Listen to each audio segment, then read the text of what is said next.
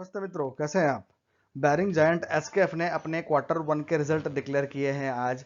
कैसे रहे हैं उनके रिजल्ट, आइए देखते हैं।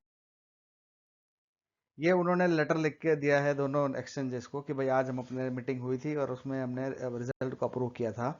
जो पीडब्ल्यूसी उनका जो ऑडिटर फर्म है, उन्होंने लिमिटेड रिव्यू रिपोर्ट भी दिया है, तो वो उन्होंने इस रिपोर्ट के साथ में जुड़ा हुआ है।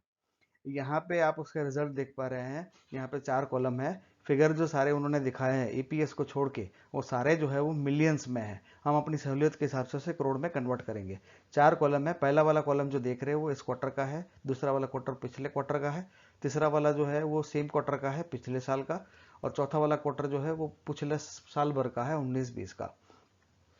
टोटल इनकम की अगर बात करें तो कोरोना की यहाँ पे साफ साफ इम्पैक्ट आती हुई दिख रही है। उनकी फैसिलिटीज़, उनके वेयर हाउसेस, उनके बहुत सारे डीलरशिप बंद थे, डिस्ट्रीब्यूटर बंद थे, तो उसके चलते उनका सेल जो है वो ड्रास्टिकली कम हुआ है। तो उनकी टोटल इनकम जो है वो 316 करोड़ की ही हो पाई है, जो पिछले क्वार्टर में 656 करोड़ थी। और अगर लास्ट ईयर के मुकाबले अगर बात करें तो ये 793, करीब करीब 800 करोड़ की थी। तो उनका पिछले साल के मुकाबले जो रिजल्ट है वो 30% तक नीचे आ गया है टोटल इनकम उनकी।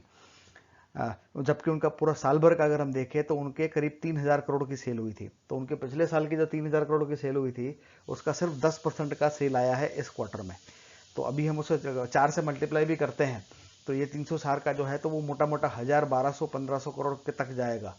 तो इसी उम्मीद कर सकते हैं कि उनका इस साल का सेल जो है, अगर बाद में रिकवर भी होता है तो 1500 करोड़ के ऊपर जाने का उनका टोटल इनकम का जो संभावना है वो यहाँ से तो कम ही लग रहा है। टोटल एक्सपेंसेस की अगर बात करें तो वो तो उतने ही आए हैं जितनी सेल हुई है। 316.51 करोड़ का उनका इनकम आया है और 316.84 करोड़ की उनकी एक्सपेंस हुए हैं। तो उनके 33 लाख से एक्सपेंस जो है वो ज़्यादा हुए हैं। ये हमें यहाँ पे दिख रहा है। तो 33 लाख का उनको जो है वो लॉस हो गया है यहाँ पे, जो पिछले क्वार्टर में 91 करोड़ का प्रॉफिट था और उससे आगे वाले क्वार्टर में 120 करोड़ का प्रॉफिट था। तो फिगर यहाँ पे बहुत ही ख़राब आए हैं। उनको कुछ जो है वो 8 लाख का रिबन वगैरह मिला हुआ है टैक्स का, तो उसके चलते फाइनली उनको 25 लाख रुपए का इस क्वार्टर में लॉस हुआ है। जो 75 करोड़ का टैक्स के बाद की बात है, टैक्स देने के बाद उनका जो पिछले क्वार्टर में 75 करोड़ का था और 75 करोड़ का था, और लास्ट ईयर के क्वार्टर में वो 77 करोड़ का था। तो इन दोनों के मुकाबले उनके फिगर जो है वो बहुत ही ख़राब आया है।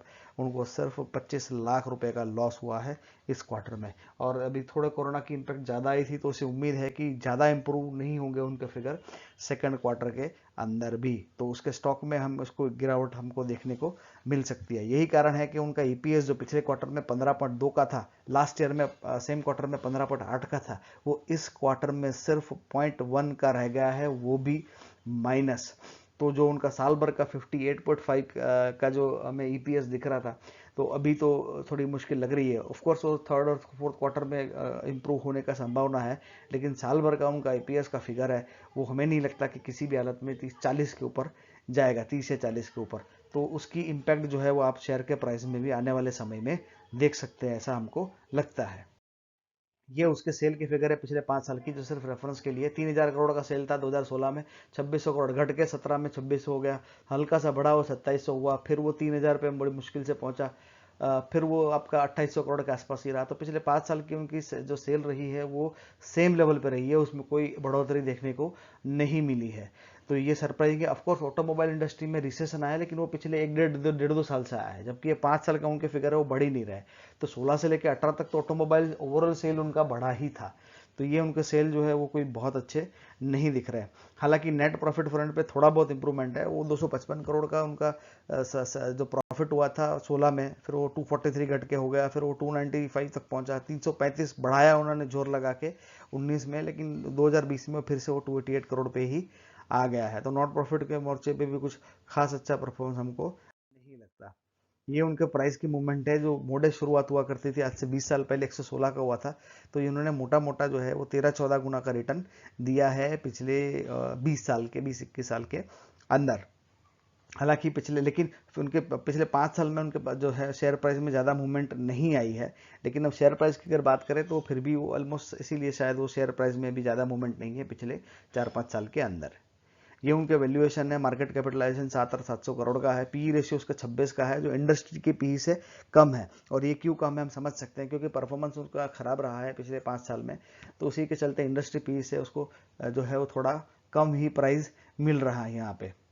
उसका डिविडेंड यील्ड एक अच्छा है, ये उनका प्लस पॉइंट है कि ये कंपनी जो डिविडेंड जो है वो अच्छा देती है। तो 8% का डिविडेंड भी एक अच्छा खासा फिगर हम मान सकते हैं। तो अभी देखना इंटरेस्टिंग होगा कि उसका ये रिजल्ट के बाद उसके प्राइस में लगता है कि थोड़ा सा नेगेटिव इम्पैक्ट आ सकता है। तो वो आज रिजल्ट डिक्लेयर हो गए तो हो सकता है आज के मार्केट में, नहीं तो कल आगे के टाइम में वो देखने को मिलेगा। मित्रों, यहीं पर हम अपना वीडियो समाप्त करेंगे। वीडियो देखने के लिए बहुत बहुत धन्यवाद।